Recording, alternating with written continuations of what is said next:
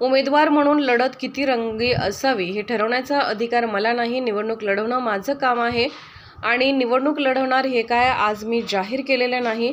किती रंगीन लढता का होईना मी तयार करत चाललो आहे। मतविभागाची चिंता जे उमेदवार उभे करत आहेत त्यांनी काळजी करावी। पहिल्यापासूनच महाविकास आघाडीमध्ये जायचं नाही हे निर्णय पक्का होता। महाविकास आघाडीचे सरकार 2.5 वर्ष राज्यामध्ये होतं तेव्हा ऊसाची 3 टप्प्यात FRP करण्यात आली होती, जो शेतकऱ्यांच्या आयुष्यावर वरवंटा फिरवणार होता। त्यासाठी आम्हाला संघर्ष करून एकरकमी FRP घ्यावी लागली। शक्तीपीठ महामार्ग करण्याची या सरकारची हिंमत कशी झाली ते म्हणजे महाविकास आघाडीने त्यांच्या काळात यासाठी पायघड्या घालून ठेवल्या होत्या। आम्ही पाठिंबा दिलेल्या सरकारमध्ये अशा पद्धतीचे कायदे होत असेल तर आम्ही त्यांच्यासोबत का राहावं म्हणून आम्ही बाहेर पडलो। यामुळे आम्ही महाविकास आघाडीसोबत निवडणुकीत येणार नाही असे आम्ही म्हणालो होतो। गेल्या 3 निवडणुका मी या मतदारसंघातून लढलो आहे, यामुळे मतविभागणीची काळजी आम्हाला करायची गरज नाही। दोन्ही आघाड्यामधील कारखानदार एकत्र येऊन हे कारस्थान करत आहेत, मात्र पुन्हा एकदा त्यांना आम्ही मैदानात लोळवू त्यांचा आणि आमचा उद्देश सेम होता। यामुळे आम्ही त्यांच्याशी चर्चा केली, मात्र त्यांना दुसरा उमेदवार दिला। याबद्दल माझी काहीही तक्रार नाही। मला आता कोणी शहाणपणा शिकवायची गरज नाही। केस पांढरे झाले ते चळवळीतून आणि अनुभवातून। मला सल्ला देण्यापेक्षा आपलं काय आहे त्यांनी बघावं। जायची तर लोक अडवत आहेत आणि मित्रपक्षाचे लोक तुम्हाला जवळ करत नाहीत। मतदारसंघात माझा राऊंड झाला, त्यांचा अजून समजूत काढण्यात दिवस चालले आहेत, ते त्यांनी पाहावं। बच्चू कडू हा लढाऊ नेता आहे, नेहमी ते लढत असतात। केजरीवालांना झालेली अटक सुद्धा बेकायदेशीर आहे, कायद्याच्या तरतुदी सोडून झालेली अटक आहे। एक उमेदवार म्हणून लढत किती रंगी असावी हे ठरवायचं काय मला अधिकार नाही आहे। फक्त निवडणूक लढवणं हे माझं काम आहे आणि मी काय आज माझी उमेदवारी जाहीर केलेली नाही, अनेक दिवसापासूनची तयारी आहे आणि त्यामुळं मी माझी तयारी करत चाललो आहे। किती रंगी का होईना, पण मतविभागणीची भीती ज्यांना उमेदवार उभा करायचे त्यांनी करावी, मी कशाला चिंता करू।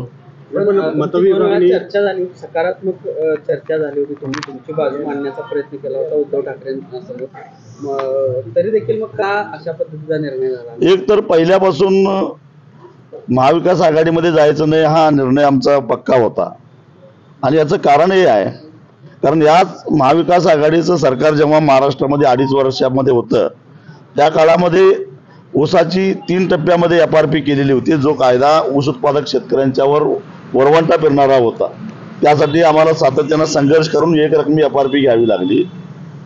कायद्याने मिळत असताना दुसरा मुद्दा आता जो मेळावा आहे शक्तीपीठ महामार्ग, हे शक्तीपीठ महामार्ग करण्याची हिंमत सरकारमध्ये कशी झाली? कारण महाविकास आघाडी सरकारच्या काळामध्ये त्याला आधीच पायघड्या घालून ठेवलेल्या होत्या।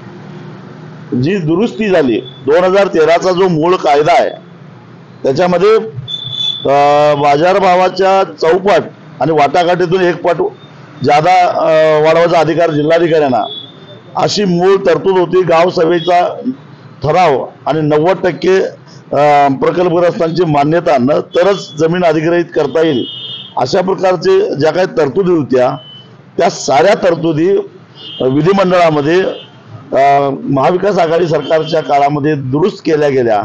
शेतकऱ्याला कोर्टात जाण्याचा अधिकार नाकारला गेला आणि समृद्धी हायवेला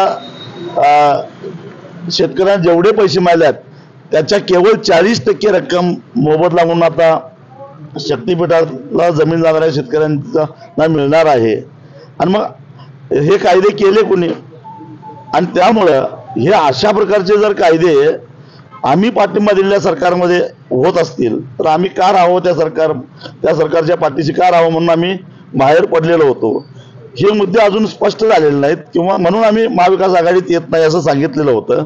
भारतीय जनता पक्षाच्या विरोधातल्या मतामध्ये फूट टाळायची असेल तर एक शेतकऱ्यांची एक विचारधारा, एक चळवळीची विचारधारा आम्ही तयार केलेली आहे आणि त्या विचारधारेचे लोक या ठिकाणी आहेत आणि त्यामुळं त्याच्यामध्ये आम्हाला काही मतविभागणी होत नाही, कारण गेल्या 3 निवडणुका इथं या मतदारसंघामध्ये मी लढलेलो आहे।